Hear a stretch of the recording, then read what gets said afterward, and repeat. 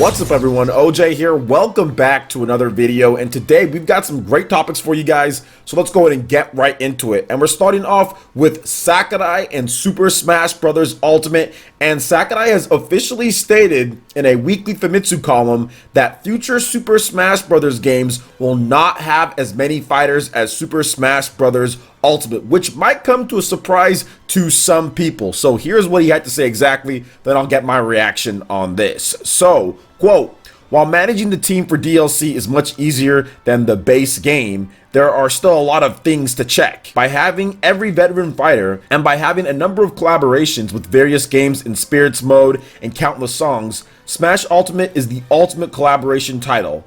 This kind of game is definitely unprecedented." Sakurai added that if Super Smash Bros. Continues in the future, then there is no way this many fighters and the series can be represented again. There are still requests from all over the world for new fighters in Smash. As long as there's an opportunity to make more fighters, Sakurai said he wants to push the record further. The director isn't thinking about the series' future. He added that he is pouring himself into the work he's doing right now. So this is pretty crazy that Sakurai would say something like this, because it kind of goes to show you that it's really kind of all in with this game. Now, I do think that if they do make Super Smash Brothers the next one, the 6th installment, or whatever the case is, that Super Smash Brothers, it's a series that it can get away maybe with not having those amount of characters, but it would be something that's never happened in this series before. So there'd have to be like a pretty big overhaul in the gameplay to say, hey, we're going from like 80 something characters and everything, going all the way down to like, I don't know, like 30 or 40 or something like that. They'd have to overhaul things. And Smash plays a certain way and appeals to a certain audience. You can't really just change the gameplay. So personally, what I've stated that they should do for Super Smash Bros. Is continue just building off the base that they already have. I like Super Smash Bros. Ultimate. I think that it's a very flexible game to where if they needed to change the mechanics or do some different things, they can do so, and almost have it like a platform like Overwatch, for example, right? They don't necessarily make an Overwatch 2 or anything like that, or a Paladins 2. They just continue updating and releasing new content for the current game. And I think that Super Smash Bros. Could definitely do that, because you already have a game that has like 80 characters. When it's all said and done, if you're looking at all the different DLC that they're going to release, there's going to be like 80 characters plus in this game. I mean, who wants to go back to having less than that? Who wants to go back to not having all the different stages and music and everything? I think Super Smash Bros. Ultimate is the perfect combination of a collaboration title. There's been nothing ever like this, and it would be tough to go back and lose all those different characters. I also think that going back and losing all the characters could create a split in the audience, almost like a Super Smash Bros. Melee split. You have a lot of gamers who love Melee for its combat mechanics and kind of what it does with the game. And when they moved over to Brawl and they changed up so many different things, it really caused that divide in the community.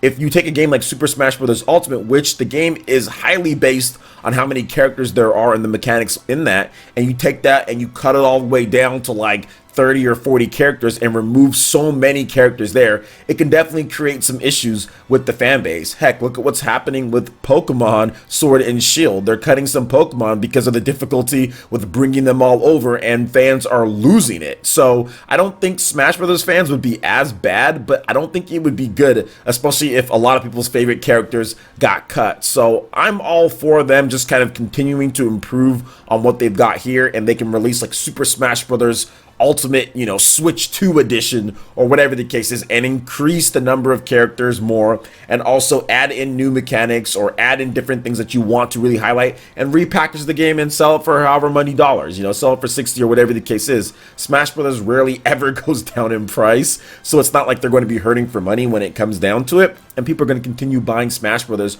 on any platform that it is. I think they have an opportunity here to literally have the greatest legacy fighting game. If they don't already have it right now, this could be the greatest legacy fighting game that's ongoing, and Sakurai doesn't have to sit there and restart everything once a new system comes out or once they need to make a new game, because they did reuse a number of assets from Super Smash Bros. On the Wii U. So what are you guys' thoughts when it comes to what Sakurai had to say here? Do you feel that Smash Bros. Can continue continue without having all the different characters? Do you feel that it'd be better if they just said, okay, let's try something completely new? I'm of the thought process that Sakurai really, whatever he decides to do, and if he decides to work on the game, it'll be based off the best decision for what the game can do and for his own personal health or for what he needs to do. So whatever decision Sakurai makes, I'm down with that. If he wants to continue making it the way that it is and continue updating, I'd be down for that. If he wants to kind of just make a different game, heck, I can play both of them. You know, I can play the new Smash and whatever it is and play Smash Ultimate just like people play Ultimate and Melee. There's nothing wrong with that either. So I'm down for whatever when it comes to Smash. This is a one-of-a-kind type of franchise. There's nothing else on the market like this. So what are you guys' thoughts on all of it? Let me know in the comment section below. All right, and moving on to the next topic here. We've got some pretty killer sales numbers for the Nintendo Switch in Japan. The system continues to chug along and sell at high numbers, even with not as many games dropping. We had on the PlayStation 4 Monster Hunter World Iceborne Master Edition, and of course the regular Monster Hunter World that actually opened up really well in Japan. As many of you guys know, Monster Hunter is a big franchise, but while it increased PlayStation 4 sales to not a bad 33,728, that was still a number of units below the 77,392 units that the Nintendo Switch sold for the past week. Now, when we're talking about this, guys, this is Japanese sales, Famitsu sales for September 2nd, 2019 through September 8th, 2019. So Iceborne did open up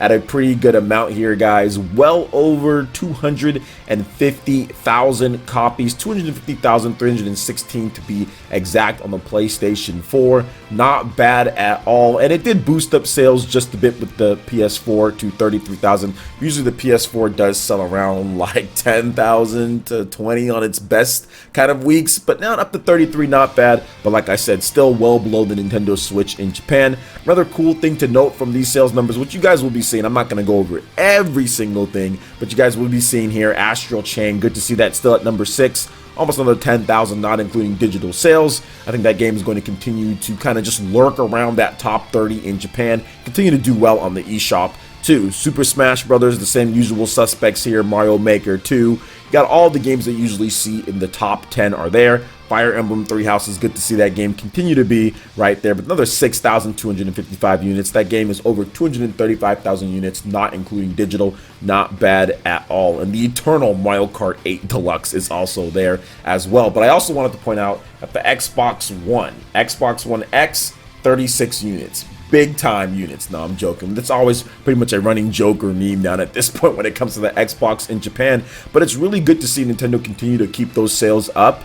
I think that there's some more big games that are coming out. I know Daemon X Machina coming out this week on the Nintendo Switch. I think it's like in the top 10 when it comes to eShop sales in Japan. Not so much here in America because Marvelous continues to not let people monetize or talk about the game at all, or they'll just claim it. So it is what it is on that front. But I do think that that's going to be a game that I'm probably going to be playing on the channel as well. So that's a new release coming up. We also have The Legend of Zelda Link's Awakening. That's going to be here next week as well. That's going to help boost up Nintendo Switch sales. And probably the big one here that people necessarily aren't talking about as much when it comes to what it can do for Switch sales impact, because it is an older game, and that is Dragon Quest XI Definitive Edition. I think that's going to have a nice launch in Japan. I think it's going to be as big, or maybe right underneath maybe where Fire Emblem Three Houses did. Dragon Quest is huge in Japan, and I would not be surprised if it had a big 6-digit opening in Japan, despite it already being released for the PlayStation 4